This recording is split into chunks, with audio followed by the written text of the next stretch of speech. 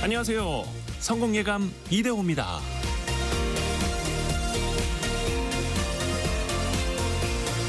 나쁜 습관을 끊어내기란 참 어렵습니다. 다리를 떠는 습관, 담배를 피우거나 게임에 빠져 있는 모습, 감정에 휩쓸려 폭식을 하거나 밤늦게까지 스마트폰을 붙잡고 있는 모습. 특히 스트레스를 받는 상황에서는 나쁜 습관이 더 도지게 되죠. 스트레스 같은 촉발 인자가 발생하면 전두엽 피질같이 자제력과 연관된 두뇌 연결망이 가장 먼저 멈춰선다고 합니다. 그래서 뇌 한가운데 기저핵에 저장된 습관이 결국 의식의 결정보다 먼저 작동하는 거죠. 그래서 자극과 행동, 보상이라는 세 개의 고리가 참 중요합니다. 스트레스를 받을 때 달콤한 음식을 찾고 그걸로 잠깐의 위안을 느끼는 것. 이런 악순환 가운데 하나라도 끊어야 한다는 거죠. 아예 스마트폰이나 군것질거리를 치워버려서 자극이 없는 환경을 만들고 건강한 보상을 반복하고 그 행동으로 인해서 내가 얻거나 잃게 되는 결과를 자꾸 생각해보는 것도 좋은 방법이라고 합니다. 나쁜 습관은 게으름의 증거가 아닙니다. 단지 우리 뇌에 오래된 흔적일 뿐이죠. 성공예감 이대호입니다. 시작합니다.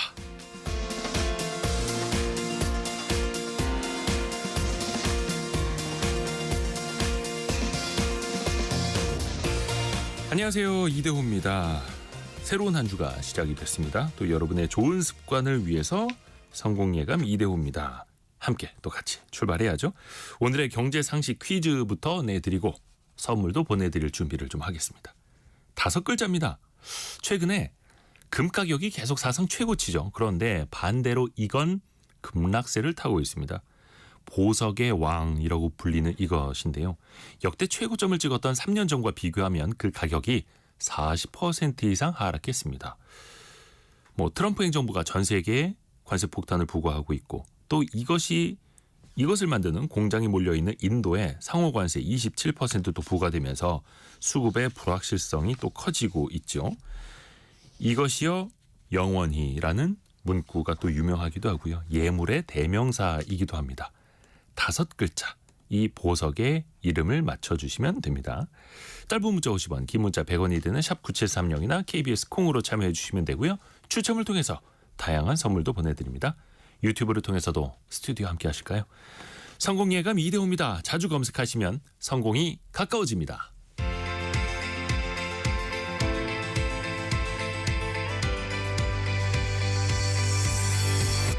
KBS 1라디오 성공예감 이대호입니다. 오늘의 경제 뉴스 한국경제신문 강영현 기자, 파이낸셜 뉴스 이환주 기자 함께합니다. 안녕하세요. 안녕하세요. 자, 어떤 소식 준비했는지 먼저 강영현 기자부터요. 네, 가계대출이 이번 달에만 2조 5천억 원이 늘어났다고 합니다. 이 와중에 카드론 금리는 평균 15%에 육박한다고 하는데 이 얘기부터 하고요. 이번 주에 또 워싱턴에서 2+2 통상협의가 열리는데 이 소식까지 전해드리겠습니다. 네, 그리고 이환주 기자는요. 6월부터 수도권 지하철 기본요금이 인상될 수 있다는 소식 먼저 준비했고요.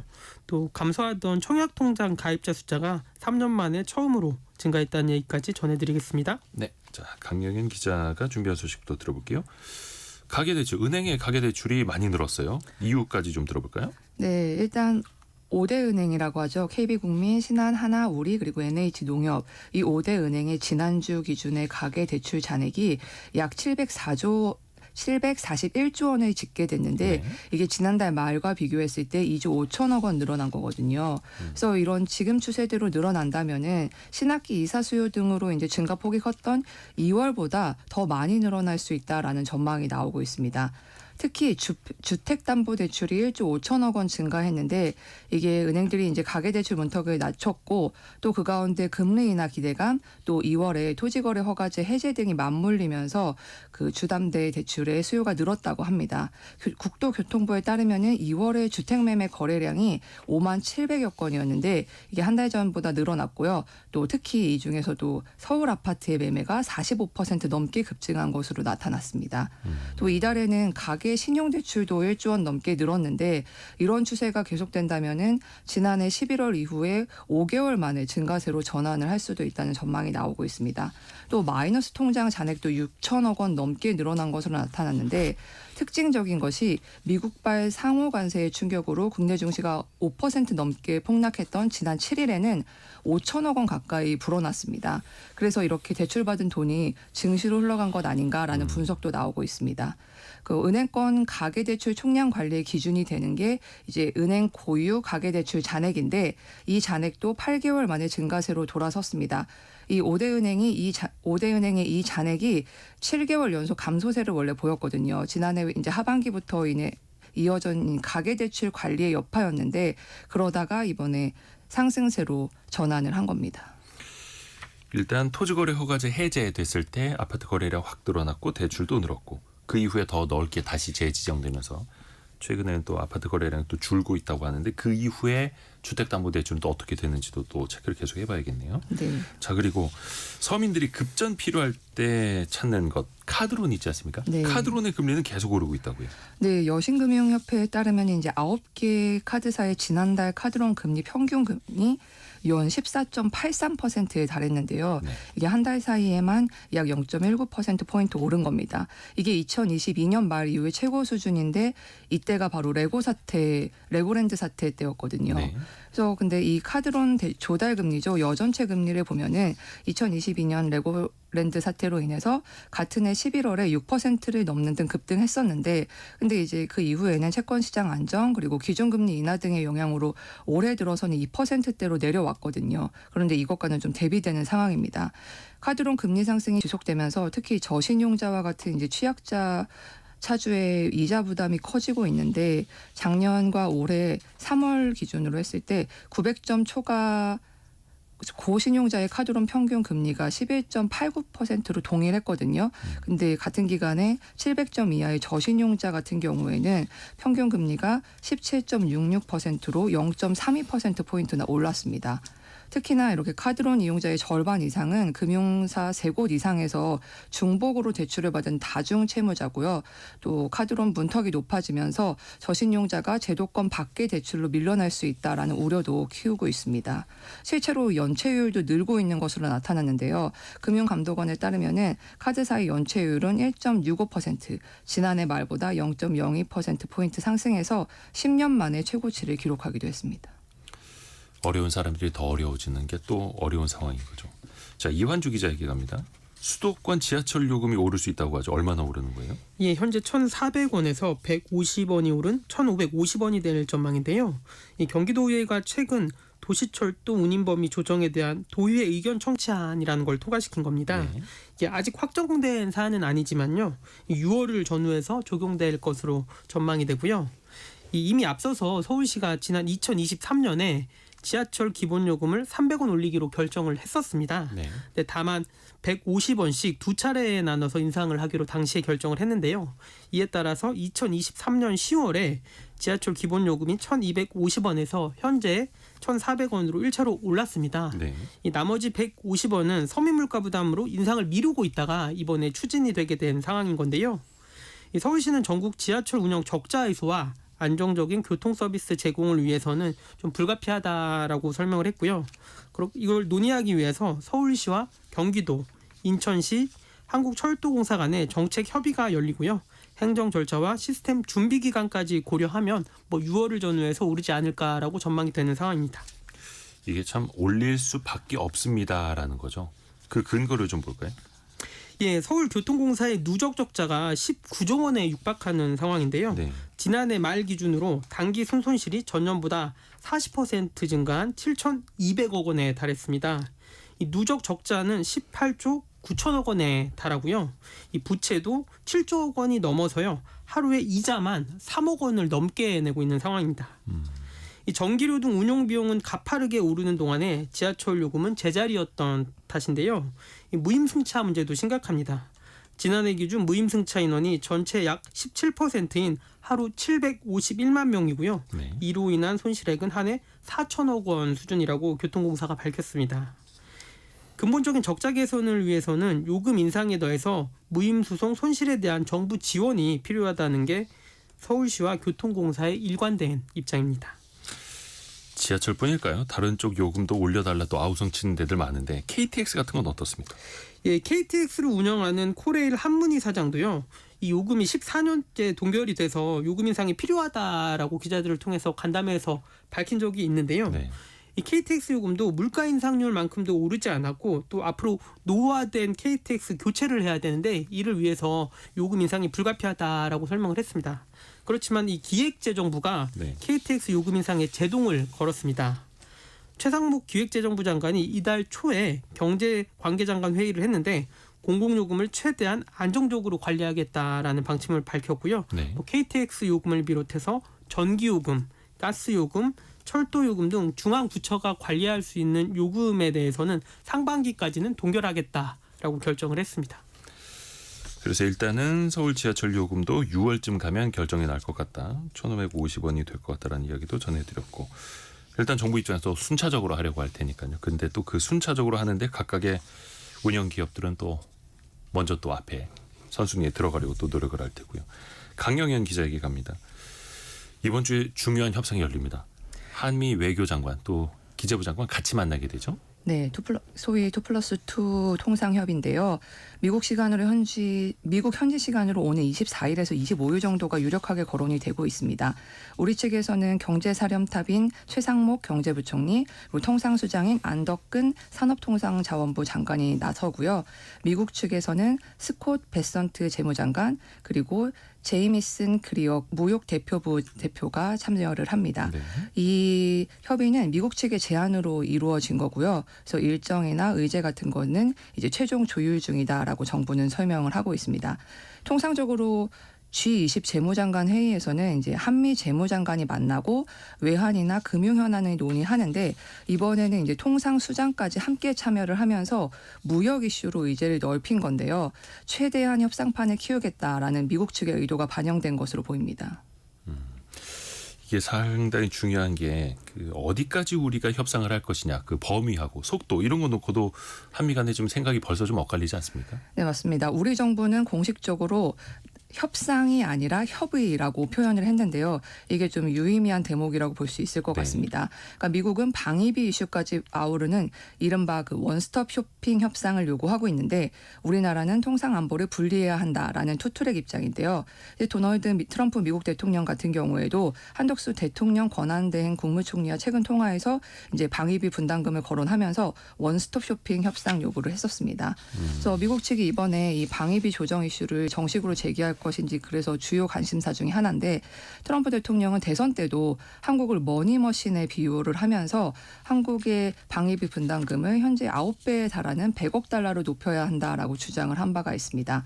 정부 측 입장은 아직은 미국에서 이 같은 구체적인 요구를 해온 것은 아니다라고 하면서 통상과 안보 이슈는 우선 분리해서 대응한다라는 기본 방향으로 접근한다는 원칙이고요. 실제로 한미는 이미 바이든 행정부 말기에 2026년부터 2030년까지 적용될 방위비 분담 협의를 해둔 상태거든요. 그래서 지금 미국과 일본이 협상 진행 중인데 이런 점에서 이제 방위비 분담금 협상을 본격화하지 않은 일본과는 좀 상황이 다른 상황입니다. 지금 미국 특히 이제 트럼프 대통령이 상당히 좀 급해 보이죠. 네, 물가도 그렇고 지지율도 그렇고 그렇죠. 어떤 소비 심리도 마찬가지고 우리 입장에서 오히려 그걸 또 이용해야 한다라는 지적들도 있잖아요. 네, 맞습니다. 한국은 사실 급할 게 없는데요. 정부 안팎에서도 이제 장기적인 국익이 달린 미국과의 협상에서 시간을 최대한 확보하면서 이제 신중을 기해야 한다라는 목소리가 점차 커지는 분위기입니다. 네. 미국이 주요 국가들과의 협상에서 조급함을 드러내는데 우리까지 여기에 자칫 끌려가는 상황이 연출되지 않도록 노력을 해야 된다는 건데요. 특히 6월 3일까지 한시적인 이제 대통령 권한대행 체제인데 이때 협상 기반은 마련하되 중요한 최종 결정은 차기 정부에서 결정하는 식으로 이제 협상을 임해야 한다라는 주문이 나오고 있습니다. 안 그래도 이제 최 부총리 같은 경우에도 지난주에 국회에 출석해서 이 같은 입장을 밝히면서 미국과의 관세 협상은 절대로 서두르지 않겠다. 그리고 방위비 협상에 관해서도 검토하지 않는다라는 입장을 보였습니다. 대통령 권한대행 체제다. 그리고 우리는 대선이 얼마 안 남았다. 이거를 우리 입장에서 이 협상이 좀 유리하게 활용할 수 있는 거죠. 네. 이번 협상에 또 갑자기 트럼프 나오는 것 아니냐. 또 이런 기대 혹은 우려도 있지 않습니까? 일본과의 협상에서 굉장히 또 파격적인 모습이 나타나서. 네, 말씀하셨다시피 이제 트럼프 대통령이 지난주 관세 협의를 위해서 이제 미국을 방문한 일본 대표를 백악관 집무실에서 직접 만났습니다. 그래서 이때 주일 밀군에 대한 주둔 경비 분담금 그리고 미국산 자동차의 일본 내 저조한 판매량을 개선하는 등의 요구를 이제 직접 하면서 사실상 협상 전면에 나섰다는 평가를 받았는데요. 아무래도 말씀하셨다시피 중국의 정명 맞대응, 또 미국채 투매, 뉴욕 증시 급락, 미국의 스태그플레이션 우려, 또 미국 내에서 반 트럼프 시위가 굉장히 거세지고 있거든요. 이렇게 대내의 악재에 직면을 한 트럼프 대통령으로서는 빨리 한국, 영국, 호주, 인도, 일본 이렇게 5개국을 최우선 협상 목표를 잡았는데 여기에서 빨리 성과를 확보하려고 하는 다급한 모습을 보이고 있습니다. 그러게요. 또 그 일본 협상단 트럼프가 만났을 때 마가 모자 있지 않습니까? 빨간색 미국을 다시 위대하게 써 있는 그 모자를 일본 협상단한테 거의 씌우다시피 해서 그 모자를 받아 썼던 일본 장관급 협상단 또 일본 내부에서 엄청난 또 비판을 받더라고요. 만약에 우리 협상단한테 트럼프 대통령이 그 모자를 준다. 그러면 어떻게 해야 될 것인가. 이거 굉장히 또 고민거리기도 합니다. 자, 이완주 기자에게 갑니다. 주택 청약통장 가입자 수가 다시 늘었어요. 예, 한국부동산원에 따르면 지난달 청약통장 가입자 수가 한 달 전보다 4,400여 명이 늘어난 2,643만 8천 명을 기록을 했습니다. 이 청약통장 가입자 숫자 같은 경우에는 2022년 6월 이후에 매달 줄었었거든요. 근데 33개월 만에 처음으로 순증한 겁니다. 전체 가입자 수가 많아진 거는 2순위 가입자, 이른바 신규 가입자가 늘었기 때문인데요. 이건 사회초년생 같은 청약통장 납입 기간이 짧은 사람들이 새로 가입을 많이 했다라는 뜻이고요. 이 정부가 청년 이탈을 막기 위해서 혜택을 강화하고 꾸준히 청약통장 금리를 인상한 덕분으로 보입니다. 실제로 지난해 9월에 주택 청약저축 금리도 0.3%포인트 종전보다 올렸고요. 또 올해부터는 청약통장의 소득공제 한도를 연간 300만 원으로 늘렸습니다. 또 여기에 청년과 신혼부부를 대상으로 이 공공분양을 할 때 일반 공급의 절반 물량을 신생아 가구에 우선 공급하고 민용주택을 분양을 할 시에도요. 신혼과 출산 가구에 할당하는 비중을 높이는 등 신혼과 청년 가구에 대한 혜택을 강화한 것도 한몫한 것으로 보입니다. 반면에 청약통장 가입 기간이 길고 납부 금액도 많은 1순위 가입자는 전체적으로 감소를 했는데요. 네. 지난 몇 년 동안에 청약통장 가점으로 받을 수 있는 주택의 혜택이 줄어들었기 때문으로 풀이가 됩니다. 또 이 밖에도 경기 불황이 장기화된 측면, 분양 물량이 감소한 것, 고분양가 등 영향을 미친 것으로 풀이가 됩니다. 전반적으로 청약에 당첨이 돼도 그만큼 혜택이 전보다 줄었다라고 판단을 한 건데요. 그러다 보니 청약통장을 장기 보유한 사람의 숫자도 70만 명대로 내려앉았습니다. 또 보유기간이 15년 이상인 청약통장 가입자 수는 지난달에 79만 6천여 명으로 한 달 전보다 5천 명 가까이 줄어들었습니다.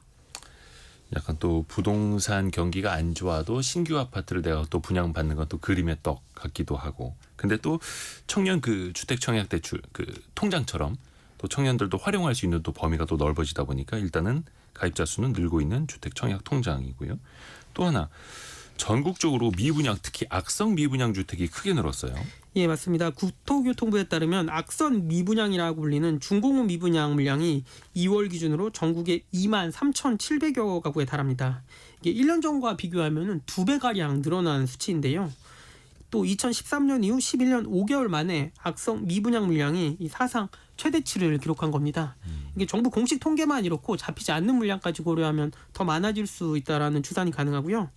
또 악성 미분양 물량 10채 중에 8채는 비수도권 지역에서 나왔습니다.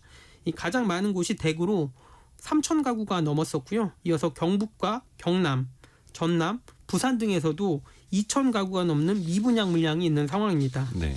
이 수도권으로 한정해서 살펴보면 수도권인 서울, 경기, 인천을 합쳐서는 한 4,500가구 정도가 악성 미분양 물량이고요. 또 전국 17개 시도별로 악성 미분양 물량 전년도와 비교해서 가장 많이 늘어난 곳은 울산 지역이었습니다. 네. 1년 전과 비교해서 300% 이상 늘었고요. 또 경북, 대구, 인천, 전북과 충북 등도 전년보다 2배 이상 악성 미분양 물량이 늘었습니다. 이 아파트 한번 짓게 되면 공사비가 적게는 수백억 원에서 수천억 원에 달하는데요. 네. 이 준공 후에도 분양이 되지 않으면 건설사는 자금 회수의 차질을 믿고 이 파산할 수도 있습니다. 이 우리나라 같은 경우에는 대표적으로 아파트를 짓기 전에 선분양을 하고 이를 통해서 청약 계약금, 중도금, 잔금 등을 받아서 건설사가 공사비를 충당하는데요. 네. 이를 받지 못하게 된 겁니다. 실제로 최근에는 자금난으로 인해서 법원에 기업회생을 신청한 지방의 대표 건설사들도 여럿이 있습니다. 이 미분양 문제가 심각해지자 정부가 한국토지주택공사가 준공 후 미분양 주택 약 3천 가구를 매입을 하고요. 네. 디딤돌 대출, 우대금리를 지원하는 등 대책을 발표를 했습니다. 다만 실제로 이를 매입을 하고 공공임대로 돌리기까지에는 이 시차가 필요해서 이 근본적인 해결책은 아니라라는 지적이 나오고요. 또 여기에 더불어서 이 다른 업종들은 기업이 경영 실패를 하면 파산하는 게 당연한 수순인데 예. 이 건설사 미분양 물량을 정부가 사주는 거는 이 건설사에만 특혜를 주는 거 아니냐 이런 비판도 나오는 상황입니다. 그렇죠. 근데 또 그게 이야기해 주신 것처럼 줄줄이 뭐 하도급 잔금 같은 게 또 줄줄이 엮여 있다 보니까 그걸 또 지원을 또 안 할 수도 없는 거고요. 일단은 수도권과 지역은 너무나 다른 상황이고 또 다른 진단이 필요하고 또 다른 해결책이 필요하다라는 거 이것도 계속해서 우리가 또 생각을 하고 있어야겠습니다. 오늘의 경제뉴스 파이낸셜 뉴스 이환주 기자 그리고 한국경제신문 강영현 기자였습니다. 고맙습니다. 감사합니다. 감사합니다.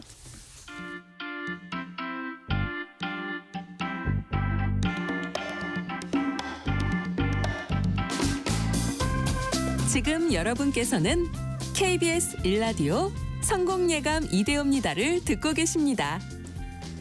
프로그램에 참여하신 청취자 여러분께는 추첨을 통해 Y스트릿에서 밝은 눈과 두뇌 건강, 활력까지 한 번에 와이즈 부스터를, 아름다운 식탁 창조 주비푸드에서 뿌리 담은 리얼 생 와사비를, 쉽고 빠른 판촉물 제작 시너지 기프트에서 무드 등 미니 가습기를, 그리고 성공예감에서 준비한 커피 쿠폰을 보내드립니다. 당첨자는 성공예감 이대호입니다 홈페이지에서 확인하세요. 4173님이 남편이 달력에 빨간색으로 표시를 해놨길래 올해는 결혼기념일 기억하고 작년에 말한 것처럼 이거 반지 사는 거 아니야? 아, 그 돈으로 대출금 갚아야 되는데 이렇게 생각하셨는데 자기 건강검진 날 표시였다고. 자, 경제상식 퀴즈의 정답 맞춰주셨는데요. 그 5글자 보석 이름을 맞춰주시면 됩니다. 화려하면서도 가장 단단한 그런 원석이기도 하죠. 예물의 상징인 이 보석 이름. 근데 그 가격은 계속해서 급락세입니다. 미국의 관세 영향도 있고요. 특히 요즘에는 이른바 랩그로운 이것이라고 해서 이른바 실험실에서도 이걸 만들다 보니까 인위적으로 인공 이것을 만들다 보니까 그 천연 이것까지도 가격이 같이 떨어지고 있는 겁니다. 또 하나 세계 2위 판매 시장인 중국에서 경기 둔화 때문에 뭐 혼인 건수도 줄고 이것 수요도 같이 줄어서 가격이 많이 떨어졌다고 하죠. 거의 한 3년 사이에 40% 이상 빠졌다는 이 보석의 이름을 맞춰주시면 됩니다. 아, 저는 이런 게 참 좋은데 9555님 넌센스 퀴즈네요. 아몬드가 죽으면 아몬드가 죽으면 5글자입니다. 그리고 8118님이 오늘도 이것처럼 빛나는 날이 되기를 바랍니다 라고 보내주셨고요. 그리고 1927님 개봉동에서 헤어샵 운영하는데요. 듣자마자 고객 커트 후에 남깁니다. 아, 고객 커트도 중요하고요. 이 원석을 잘 또 커팅, 가공을 해야 또 그 가치가 올라가죠. 반짝반짝. 그 세공의 기술이 또 엄청나게 중요하다라고 하고요. 신진욱님은 처음으로 답을 달아봅니다. 어디에 정답을 보낼지 몰라서 게시판에 답을 올립니다라고 하면서 저희 인터넷 홈페이지 게시판에 올려주셨는데요. 거기도 좋습니다. 예, KBS 일라디오 성공예감 이대호입니다. 홈페이지도 좋고요. 또 짧은 문자 50원, 긴 문자 100원이 드는 샵 9730 문자 메시지, 또 KBS 콩 어플리케이션도 열려 있습니다. 오늘의 움직임에 주목하고 세상의 흐름을 놓치지 않습니다. 여러분의 내일을 응원하며 성공의 열쇠를 함께 찾아갑니다. 성공예감 이대호입니다.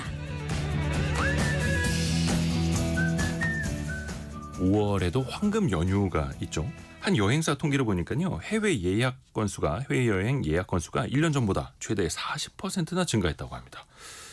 기분 좋은 여행이 돼야 하는데 이게 또 갈등이 생겨서 법적인 분쟁까지 가는 경우도 있거든요. 슬기로운 법률 생활 시간에 한번 더 들어보시죠. 법무법인 길도 윤예림 변호사 함께합니다. 안녕하세요. 안녕하세요. 윤예림입니다. 왜 숙소 같은 거 예약할 때 처음에 네네.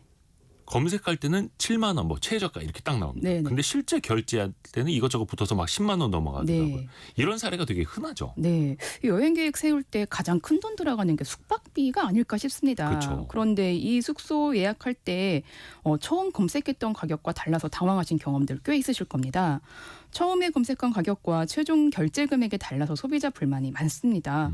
뭐 이때 무심코 이렇게 자동 결제 등으로 결제했다가 나중엔 생각보다 많은 금액이어서 예약 취소하려고 해도 네. 환불도 안 되고 환불이 된다고 하더라도 위약금이나 뭐 수수료가 많아서 그냥 울며 겨자 먹기 식으로 가시게 되는 경우도 있습니다. 그렇죠. 근데 이런 것들이 온라인상의 이용자를 속이기 위해서 교묘하게 설계된 사용자 인터페이스, 그러니까 이른바 다크 패턴 때문입니다. 뭐 이와 관련해서 제재가 어렵냐고 하시는데 여행 플랫폼들이 대부분 해외에 본사를 뒀습니다. 그래서 국내법의 집행력이 미치는데 좀 한계가 있습니다. 그래서 직접적인 제재를 가하기가 어려운 문제가 있습니다. 유명 여행 플랫폼이 제공 중인 상품 중에는 환불이 불가능한데 저렴한 상품이 있는데 이거에 대한 제대로 된 고지가 없어서 결제 이후에 알게 된 사례들이 있습니다. 또 뭐 방이 지금 1개 남았다. 네. 뭐 지금 예약하지 않으면 매진된다. 그쵸, 이런 그쵸. 식으로 소비자들의 뭐 심리를 좀 급하게 만들어서 35명이 보고 있는 중. 35명이 지금 같은 숙소 보고 있다라고 하면은 빨리 결제해야 할 그쵸, 그쵸. 수밖에 없잖아요. 네. 이런 것들 모두 다크 패턴으로 이제 아, 볼 수 있는데 아무래도 좀 제재에는 좀 한계가 있습니다. 그러게 또 그런 것도 있어요. 왜 비교 가격은 할인 쿠폰이 적용된 거 기준으로 보여주고 나중에 결제할 때는 네네. 할인 쿠폰이 자동으로 적용되지 않고 내가 다시 한번 더 클릭을 해야 적용이 되는. 맞습니다. 이것도 일종의 또 다크 패턴으로 볼 수가 있는 거죠. 또 하나 특히 이제 연휴 같은 데는 네. 숙소 가격이 거의 배로 오르기도 하잖아요. 네네. 이거는 그냥 우리가 당연하게 여겨야 되는 겁니까? 어떻게 규제할 방법이 있을까요? 이게 사실 뭐 연휴 때 어느 정도 요금 증액되는 거야 뭐 어쩔 수 없겠다 하시는데 네. 이게 일정 한계를 넘어서 과도하게 높은 뭐 바가지 요금 같은 것 때문에 이제 여행 자체를 망설이시는 분들도 있습니다. 뭐 한 온라인 조사에서는 많은 분들이 바가지 숙박 요금 때문에 국내 여행 꺼려진다라고 응답하시기도 하셨습니다. 근데 사실 정부는 지속적으로 바가지 요금이나 짬짬이 요금을 단속해 오고 있습니다. 근데 한계가 있는 부분도 있습니다. 대부분 숙박업소가 개인 사업장이기 때문에 협조를 구하거나 뭐 계도 조치를 하는 것 외에는 제재 수단이 마땅치 않기 때문입니다. 뭐 고발을 하더라도 영업 정지나 이게 벌금이 나오는 사례도 좀 드뭅니다. 이렇다 보니 주변에서 바가지 요금 없이 잘 숙박업소 영업하시는 분들도 적발된 업소가 문제없이 영업하는 걸 보니 우리도 올릴까라고 생각하실 수밖에 없습니다. 그래도 최근에는 짬짬이 영업해온 한 지역의 숙박업체들이 단합에 대해서 제재를 받기도 하였습니다. 아, 담합을 했다면 네네. 이렇게 지속적으로 단속도 하고 계도나 시정명령, 과태료 부과하는 작업들이 이어져 오고 있긴 합니다. 또 이제 지역 상인회에서 좀 자율 규제를 하기도 하는 거죠. 맞습니다. 또 장기간 이렇게 가면 우리가 신뢰를 잃어서 숙박객들 또 놓치게 된다 이런 또 자성의 목소리도 나오는 거고요. 또 하나 그 항공기 이용할 때 네. 조금이라도 아껴보려고 저비용 항공사 많이들이 이용을 하는데 네. 이게 배보다 배꼽이 더 큰 상황이 생긴다면서요. 네. 그 저가항공 이용할 때 특히 수화물 규정하고 기내식 규정 잘 살피셔야 합니다. 네. 저도 한번 저가항공 이용하면서 수화물 제한하는 그런 예약을 했다가 예. 비용도 좀 많이 물고 돌아온 적이 있어요. 배보다 아하. 배꼽이 좀 컸던 적이 한 번 있었는데. 티켓 가격은 쌌는데 네네. 수화물 그 싣는 비용이 더 비쌀 수 있다. 네네. 뭐 이런 경우도 있습니다. 왕복 티켓을 끊었는데 갈 때는 수화물 불포함인데 올 때는 수화물 포함. 뭐 이런 경우도 있습니다. 네. 그래서 또 저가 항공 이용할 때 여러 루트를 이용하실 때는 또 꼼꼼하게 따져보셔야 됩니다. 유럽 내 그 저비용 항공사 같은 경우는 뭐 이동할 때마다 그 위탁 수화물 추가 요금을 내야 되는데 심지어 기내 선반에 짐을 넣을 때에도 추가 요금이 발생하는 경우도 있습니다. 그래서 뭐 예약 날짜라든가 노선, 뭐 항공사 이런 조건을 잘 따지셔가지고 이 변동이 있는 부분들을 잘 캐치하셔야 될 것 같습니다. 수화물 몇 킬로그램까지가 무료인지 추가 요금은 얼마인지 네. 꼼꼼히 또 보셔야겠네요. 또 하나 그 비행기가 좀 지연 출발하거나 아니면 네네. 연착되는 경우도 되게 많지 않습니까? 네네. 뭐 어떤 렌터카 빌리는 거 아니면 미팅 일정 다 잡아놨는데 네네. 어떤 문제가 생겼다. 그러면 보상을 요청할 수가 있어요? 예, 그 뉴스 보면은 기체 결함으로 승객들이 비행기 다 탄 상태에서 몇 시간 대기하다 결국 비행기 못 떴다라는 내용 가끔 나오잖아요. 네. 아, 그 좁은 기내에서 많은 승객들 몇 시간씩 대기하려고 하는 생각만 해도 가슴이 답답해지더라고요. 외항사의 경우는 기상 악화와 같은 천재지변의 경우는 대부분 이제 비행기가 못 뜨면 다음 항공편을 잡아주는 것 외에는 항공사 측에서 제공하는 편의 사항이 없습니다. 네. 국내 항공사 같은 경우는 뭐 항공 그 기체 결함이라든가 뭐 항공기 연결 문제, 공항 사정에 의한 지연일 경우에는 소비자 분쟁 해결 기준 및 여객 운송 약관에 관련해서 이제 보상을 하고 있는데요. 지연 시간이 2시간에서 4시간 이내라면은 그 해당 구간 운임의 10%를 배상해야 되고요. 4시간 이상 12시간 이내일 때는 20%를 배상해 줘야 됩니다. 그리고 12시간 이상 초과 운송 지연에는 30%를 배상합니다. 그런데 이게 이제 뭐 항공기 연결 문제라든가 뭐 기체 결함 이런 문제일 때 그러는 것이고요. 네. 천재지변 뭐 같은 이런 문제에서는 보상이 어렵습니다. 아, 기상 상황이나 이런 거에 따라서는 보상이 안 된다. 네. 근데 뭐 국내 항공사 같은 경우는 브랜드 이미지를 좀 중시하다 보니까 뭐 보상 책임이 없는 상황에서도 도의적 보상을 하는 경우들도 좀 있습니다. 아하, 그게 또 그 항공사의 또 경쟁력이 되는 거죠. 네. 그러니까 조금 이제 티켓 가격 비싸도 더 큰 항공사 이용하려고 또 하는 거고요. 네. 또 하나 여행 갈 때 이것저것 따져보기 힘드니까 패키지 투어로 네. 쉽게 가지 않습니까? 그런데 이거 여행사 사칭해서 예약금만 받고 튀는 사기 사건도 많다고요. 네네. 사실 이게 무슨 어떤 정상적인 영업을 하는 곳이 아니라 정말 형사적인 어떤 문제가 발생하는 이런 일들도 있습니다. 이게 동행 여행이 필수적인 이제 몽골 여행객들에게 이제 이러한 사기 사건들이 벌어진 것입니다. 피해 사례를 보면은 이제 한 분이 몽골 여행을 준비하면서 이제 여행 카페를 통해서 동행자분을 구했습니다. 네. 이게 몽골 같은 경우는 이게 좀 지리적 특성상 6명이 함께 운전기사와 가이드를 이렇게 포함해가지고 패키지를 이용해야지 이제 여행이 가능해서 예. 이제 동행을 구한 것이에요. 아하. 그런데 여기서 사기꾼들의 접근이 시작이 된 것입니다. 이제 이거를 보면서 그럼 오픈 채팅방에 와서 우리 같이 여행에 대해서 얘기를 해보자라고 해서 오픈 채팅방에 초대를 한 다음에 지인분이 최근에 이 여행사 이용해서 다녀왔는데 괜찮다고 하더라라고 하면서 그쪽으로 이제 결제를 유도를 하는 것이죠. 그런데 결제를 유도한 이후에는 이 여행 그러니까 그 여행사가 연락이 이제 안 되고 잠적이 되는 것이에요. 그래서 이제 이런 피해를 막기 위해서는 사실 이제 뭐 더치트라는 이제 뭐 그런 사기 방지 사이트에다가 휴대전화 번호나 계좌번호 한번 조회해 보시고 또 해당 여행사가 실제 존재하는 여부도 좀 확인을 해 보셔야 됩니다. 그러니까 여행사 같은 경우는 법령에 따라서 관할 시군 구청에 등록을 한 다음에 운영을 하게 되어 있습니다. 네. 그래서 홈페이지를 통해서 확인을 할 수 있습니다. 그래서 이런 부분들로 좀 사기 피해를 예방할 수 있는 노력을 좀 하셔야 될 것 같습니다. 근데 예를 들어서 아예 여행사 이름까지 사칭하는 경우도 있고 네네. 처음에 조금 환급금 일부 내주면서 뭔가 신뢰를 또 쌓는 경우도 있다면서요. 네, 이게 또 요즘에 최근 새로 나온 팀 미션 사기라고 하는 팀 미션 사기요. 네, 팀 미션 사기라고 합니다. 이제 그 알바로 리뷰 쓰시는 분들이 또 피해자이십니다. 이 부분에서는 처음에는 이제 개인적으로 여행 리뷰를 부탁을 합니다. 그 사기 일당은 피해자에게 소액의 여행 상품을 예매한 후에 후기를 작성하면 환불과 함께 환급금 10%를 더 붙여서 돌려주겠다라고 합니다. 그래서 이제 한번 이제 리뷰를 쓰면은 이제 이 사기 일당이 피해자를 정식 리뷰 요원으로 활동을 해라라고 하면서 이제 단체 채팅방에 초대를 해서 이제 5인 1조 형식으로 해서 이제 리뷰를 작성하게 합니다. 네. 처음에는 이제 11만 원 상당의 국내 여행 상품을 예매하게 한 다음에 후기를 쓰면은 10%가 추가된 12만 1,000원을 돌려주는 방식으로 신뢰를 쌓습니다. 그 다음에는 이제 동남아, 유럽, 미주 여행 하면서 수백만 원대의 여행 상품을 예약시키고 또 이제 여기에 대해서 리뷰를 쓰면은 환급을 해준다고 하는데 이제 너무 여행비가 크니까 나 이제는 못 하겠다라고 하면은 이제 네가 받아야 될 환급금 이제 못 주겠다. 이걸 예약해야지 줄 수 있다라고 하면서 이제 또 큰 돈을 넣게 유도를 하는 거죠. 이게 리뷰 사기가 되게 많은데 네네.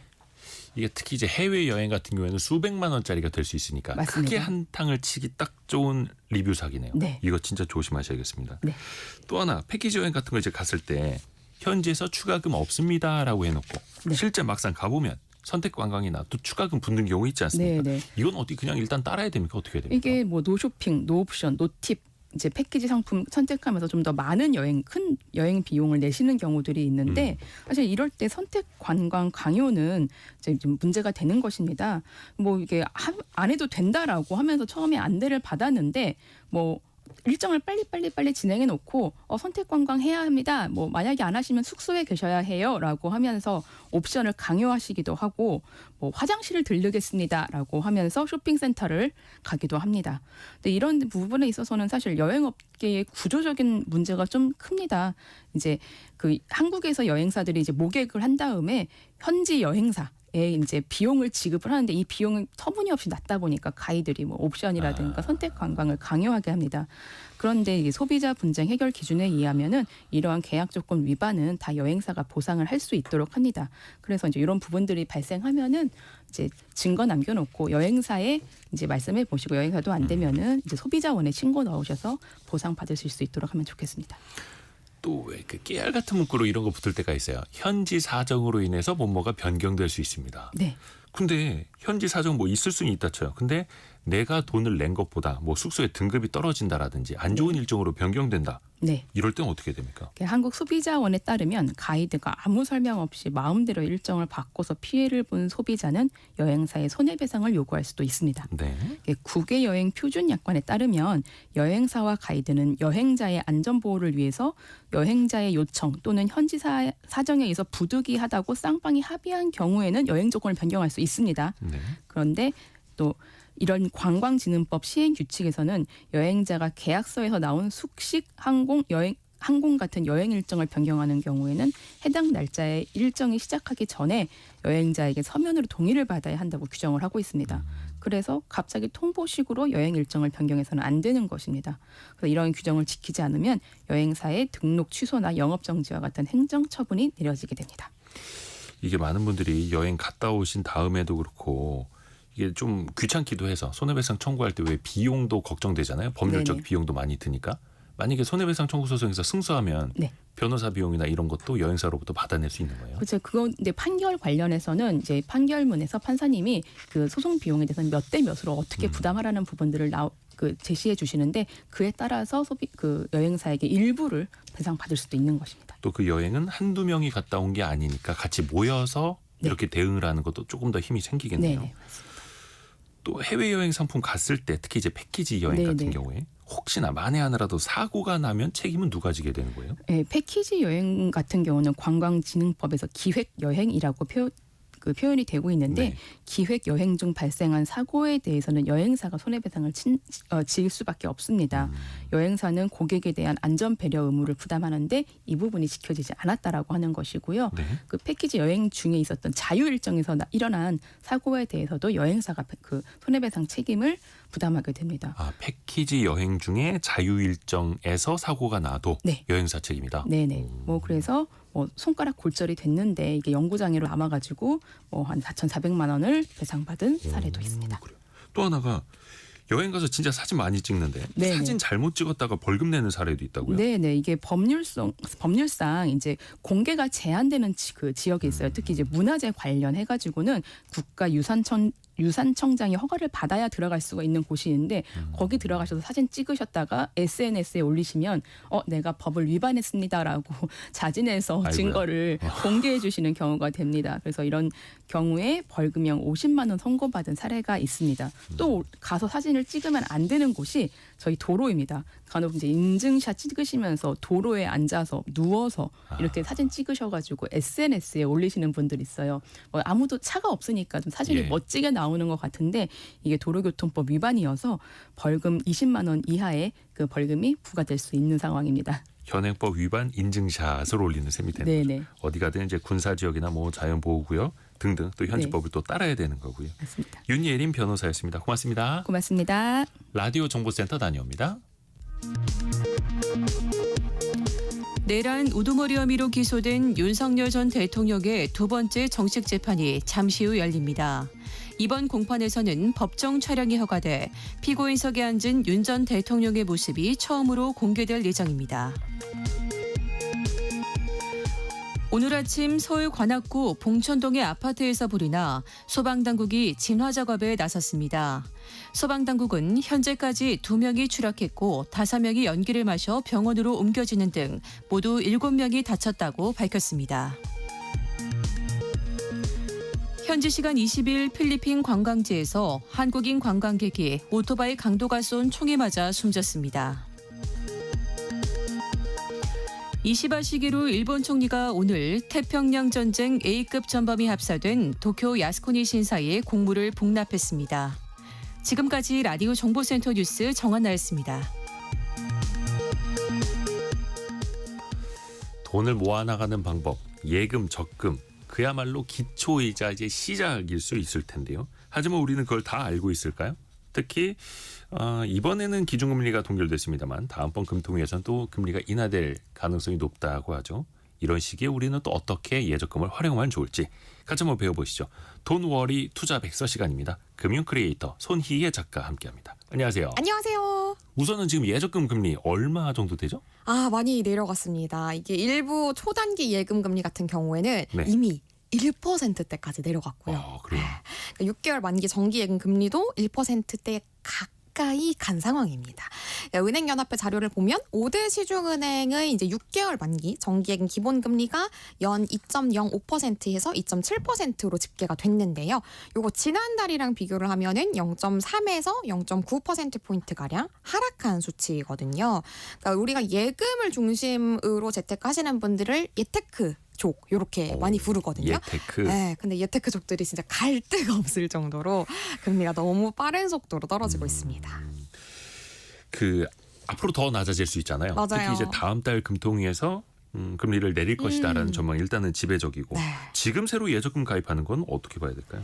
우리가 일단 금리 인하기로 접어든 상황에서 갖고 있는 자금을 100%다 저축 상품, 그러니까 예적금으로만 돌린다면 수익은 확실히 좀 아쉬울 수 있습니다.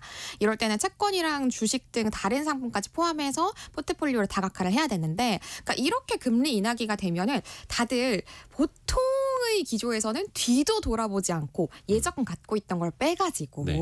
이 투자 쪽으로 가지는 경우가 많았는데 그렇죠. 최근에는 좀 그렇지가 않더라고요. 왜냐하면 경기가 워낙 얼어붙은 상황이잖아요. 네. 그래서 투자를 한다고 하더라도 예전만큼 큰 수익을 얻을 수 없을 뿐더러 또 불안하다라는 심리가 다수 작용을 한 것 같더라고요. 그렇죠. 지금 금융시장도 굉장히 불안하니까요. 맞습니다. 그래서 이렇게까지 경기가 얼어붙은 상황에서는 물론 투자도 좋긴 합니다만 원금을 보장받을 수 있는 예적금도 어느 정도를 좀 확보를 해서 안정적인 현금 자산 보유하는 건 확실히 중요하다라고 볼 수 있을 것 같습니다. 그래서 이럴 때 많이들 찾는 게 이제 특판 상품이잖아요. 맞아요. 특판 상품. 이게 특별 판매인데 어느 은행이 어디에서 언제 이벤트를 하는지 이거 다 어떻게 찾아봅니까? 우리가 좀 공시 정보를 모아놓은 홈페이지가 있어요. 네. 그러니까 저축은행은 수신상품 금리를 저축은행 중앙회 홈페이지에 한꺼번에 공시를 하고 있고요. 저축은행 중앙회. 맞습니다. 그리고 인터넷 포털에다가 뱅보드 차트라고 검색을 해서 요거를 즐겨찾기 해두셔도 괜찮아요. 빌보드 차트 아니고. 맞아요. 빌보드 차트를 따가지고 뱅크 플러스 빌보드 차트라고 해서 뱅보드 차트라고 만들어진 게 있으니까 요걸 좀 활용해 보셔도 좋고요. 그리고 인터넷 포털에 재테크 카페들이 꽤 많잖아요. 또 여기가 굉장히 정보가 빠릅니다. 그래서 재테크 카페를 가입을 한다거나 혹은 가장 고전적인 방법은 상시 판매하는 상품까지 다 볼 수 있는 은행연합회 홈페이지를 또 즐겨찾기를 해두는 거예요. 네. 여기에서 보시면 소비자 포털 들어가시면 금리 순서대로 쫙 다 적금, 예금 상품들 보실 수 있으니까요. 이것도 활용해 보시면 좋을 것 같습니다. 은행들의 협회인 은행연합회 그리고 저축은행들의 협회인 저축은행 중앙회 네. 이렇게 또 가서 금리 비교를 해보실 수 있다라는 거고요. 가지고 있는 예적금도 또 최대한 활용할 수 있는 방법이 있다고 하는데 선납 2연 요건 어떤 방법이에요? 조금 복잡할 수 있어서 살짝 천천히 말씀드릴게요. 네. 일단 적금을 두 가지로 나누면 하나는 매달 같은 날짜에 같은 금액을 넣는 정기 적금이 있고 네. 그리고 또 하나는 날짜 상관없이 자유롭게 저축을 할 수 있는 자유 적금이 있잖아요. 네. 선납이연은 바로 이 정기 적금의 특성을 활용을 하는 건데요. 정기 적금은 날짜도 정해져 있고 그리고 금액도 정해져 있어서 네. 해당 날짜에 정확하게 넣지 않으면 예를 들어서 뭐 하루라도 늦게 넣게 되면 만기가 하루 밀리거나 혹은 만기는 같아도 이자가 좀 적어지는 특성이 있거든요. 하루라도 늦게 납입하면 맞아요. 그래서 사람들이 자동이체를 해놓죠. 맞아요. 혹시라도 까먹을까 봐 그렇게 그쵸, 하는 그쵸. 거잖아요. 그런데 일부의 적금 상품에서는 그래? 그럼 늦게 넣었어? 혹시 그럼 네가 빨리 넣은 날짜가 있다면 이거를 상세, 그러니까 같이 우리가 상기를 해줄게라고 해서 만약 이틀 늦게 넣었어도 이틀 빨리 넣은 이력이 있다면 아하. 네, 이거를 상기를 해주는 그런 셈이 있어요. 오늘이 21일이어서 내가 적금 붙는 날인데 돈 잠깐 없어서 23일에 넣어야 돼. 네네. 근데 그 다음 달에는 19일에 넣어. 네네네. 그럼 이제 상쇄가 된다. 맞아요. 아. 그러니까 그런 셈을 활용하는 게 바로 선납이연입니다. 그래서 원래 내가 넣었어야 되는 날짜보다 빨리 넣는 걸 선납, 늦게 넣는 걸 이연이라고 하는 거죠. 그래서 우리가 적금 약관에 따라 가지고 선납 이연을 허용한다라고 한다면 이 방법을 활용해 가지고 조금이라도 이자를 더 불릴 수가 있는 거고요. 가장 흔히 이제 활용이 되는 방식이 크게 두 가지예요. 1-11 방식이랑 6-15 방식이 있는데요. 6-15 방식은 첫 달에 6개월치 넣고 네. 7개월 차에 한 달치 넣고 마지막 달에 5개월치 넣는 방식이고요. 1-11 방식은 첫 달에 1개월치 넣고 7개월 차례 11개월치를 한꺼번에 넣는 겁니다. 요, 그래요. 조금 복잡하긴 네. 하죠. 거의 뭐 하지만 축구 4-4-2 포메이션도 아니고 6-15 방식, 1-11 방식. 맞습니다. 좀 복잡하긴 하지만 그래도 이거 정말 잘 따라오시면 이자가 꽤 많이 불어나요. 얼마나 불어나는지 제가 예시를 한번 사실 그게 준비해봤습니다. 중요하죠. 네. 요거는 1-11 방식을 활용해가지고 예시를 한번 들어볼게요. 네. 자, 우리가 목돈이 3천만 원 있다고 가정을 해보겠습니다. 네. 네, 그러면 이때 연 5% 금리의 1년 만기 정기 적금에 그냥 매달 천천히 이제 꼬박꼬박 넣는다라고 하면 250만 원씩 넣게 될 거잖아요. 네. 그럼 만기 때 세후 이자가 69만 원이 됩니다. 매월 250만 원씩 한 3천만 원을 넣었을 때 네. 그렇게 되면 69만 원 챙길 수 있는 건데 이때 선납이연을 동시에 활용해가지고 1-11 방식을 활용하면 제가 아까 1-11 방식은 첫 달에 1개월치 한 달치 넣고 7번째 달에 나머지 11개월치를 한꺼번에 넣는 거라고 설명을 드렸잖아요. 그러니까 2, 3, 4, 5, 6개월 차에는 안 돈을 넣는 안 거죠. 내고 있다가 맞아요. 어. 가만히 있다가 7개월 차 때 확 나머지 넣어버리는 거예요? 2,750을 확 넣는 게 1-11 방식이에요. 어허. 그러면은 그렇게 하면은 이자 그냥 똑같은 거 아니야? 맞아요. 요렇게까지만 하면 이자가 똑같습니다. 예, 근데요. 그런데 이 중간에 말씀하신 6개월의 공백이 있었잖아요. 예. 근데 제가 아까 처음에 가정을 내가 목돈을 가지고 있다라고 가정을 했어요. 그러면 첫 달에 250 넣고 2,750을 내가 수중에 또 가지고 있는 거잖아요. 네네네. 나머지를 가지고 있는 거잖아요. 그러면 7개월 차 넣기 전에 6개월 동안 아하. 단기 예금을 하나 가입을 하시는 거예요. 아, 이걸로 완전 단기 금융 상품으로 한번 돌리는. 맞아요. 그래서 4% 금리의 6개월치 정기예금을 가입했다라고 가정을 해봤거든요. 그렇게 되면은 예금 금리로 46만 5천 원의 이자를 챙기실 수 있어요. 만약에 그냥 정기적금만 가입을 했다고 하면은 아까 말씀드린 69만 원의 이자만 챙길 수 있는 건데 중간에 단기 금융상품을 하나 더 굴렸으니까 추가로 46만 5천 원을 챙겨서 이자를 한 130%에서 140%, 많게는 150%까지 더 챙기실 수가 있는 겁니다. 그러니까 목돈이나 여윳돈이 잠깐 있을 때 네. 6개월 동안 너 돈 가만히 잠들어 있지 말고 네. 6개월 동안 어디 가서 일해서 이자 벌어 와. 맞아요. 한 번 더 돌리는 거네요. 너 돈 가만히 있어? 이래 이렇게 계속 그쵸, 굴리는 그쵸. 겁니다. 잠자는 시간에도 돈은 또 일을 해야 되니까. 맞아요. 이게 손익 크리에이터 같은 경우는 이제 은행원 출신이다 보니까 이런 거 잘 아는데 네. 이게 모든 적금에 다 해당이 되는 거 아니면 특정 상품에만 가능한 거예요? 어떤 특정 상품에만 가능합니다. 뭐 근데 계속 있는 거라기보다는 그 약관을 좀 꼼꼼하게 읽어보셔야 된다는 불편함이 있기는 합니다. 그러니까 거기에 약관을 보시면 선납이연을 허용한다. 뭐 혹은 선납. 이연 이런 단어들이 좀 따로 적혀 있다. 그러면 이거는 손익 크리에이터가 말했던 그 방법이 되는 거구나라고 확인하셔가지고 굴리시면 되는 거고요. 네네네. 만약에 선납 이연을 금지한다. 뭐 아하. 혹은 뭐 선납 허용되지 않는다. 이런 식으로 적혀 있다면 제가 말씀드린 이 방법을 활용할 수가 없는 상품이라고 보셔야 되는 거죠. 그러니까 예금이나 적금 가입할 때 선납 이연이 되는 상품인지 네. 안 되는 상품인지 네. 이걸 또 미리 네, 살펴봐야겠네요. 근데 보통 이금융권 상품에서는 대부분 허용이 되더라고요. 오, 그래요. 네. 김영대님이 잔머리 굴려서 돈 벌자. 이게 짠테크입니다. 그렇죠. 꼼수를 이게 또- 약간 써가지고 조금이라도 챙길 수 있으면 챙겨야죠. 불법은 아니고요. 합법이니까. 그럼요. 또 경기 어려울 때는 한 푼이라도 이렇게 또 쌓아 아쉽잖아요. 올려야 네. 하는 거고요. 박성춘님이 질문 올려주셨어요. 그 적금 풍차 돌리기라는 게 있던데 풍차 돌리기는 어떻게 하는 겁니까? 아하, 마침 제가 준비한 얘기인데 아주 탁 집어가지고 질문을 주셨어요. 이 풍차 돌리기는 매월 1년짜리 적금이나 예금에 새로 가입을 하시면서 돈을 모으는 방법을 얘기를 해요. 매달 상품에 하나씩 가입을 하게 되면요. 제가 1년짜리를 가입한다고 했으니까 시간이 흘러가지고 1년 후에는 마치 이게 풍차가 돌아가듯이 매달 만기가 꼬리에 꼬리를 물고 계속 돌아오는 방식입니다. 1년 뒤에 차례로 만기가 도래를 하게 되면 그동안 우리가 돈을 넣은 상품별로 원금, 이자 계속해서 받으면서 수익을 낼 수가 있는 거고요. 이걸 또 다시 계속 풍차를 돌리면서 예적금에 계속해서 반복해서 예치를 하시면 요게 결론적으로 셈을 하면 복리 효과까지 누릴 수가 있는 거거든요. 그래서 요걸 노리는 거고 또 한 가지 더. 요즘같이 경기가 어려울 때는 우리가 투자할 때 좀 불안한 마음이 들잖아요. 네. 분산 투자의 효과도 있어서 리스크를 좀 최소화하실 수가 있습니다.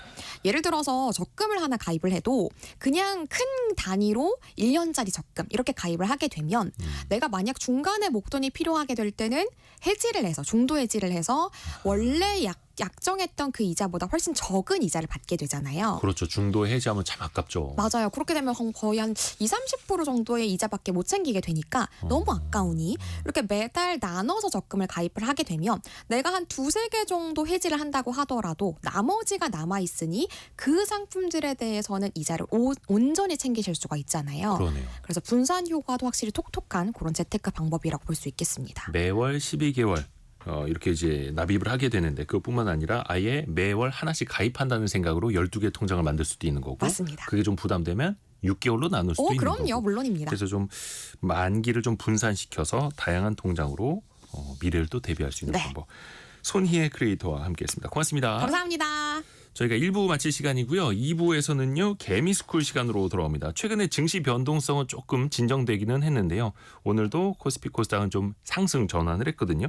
특히 이번 주에 물론 이제 관세 전쟁이 계속되는 과정에서 특히 실적 발표 시즌이 시작이 됩니다. 우리 기업들의 실적은 괜찮을지 또 그게 앞으로는 어떤 의미가 될지 같이 한번 들어보시죠. 곽상중 부장과 2부에 함께 돌아오겠습니다. 뉴스 들으시고 10시 5분에 금방 다시 뵙겠습니다.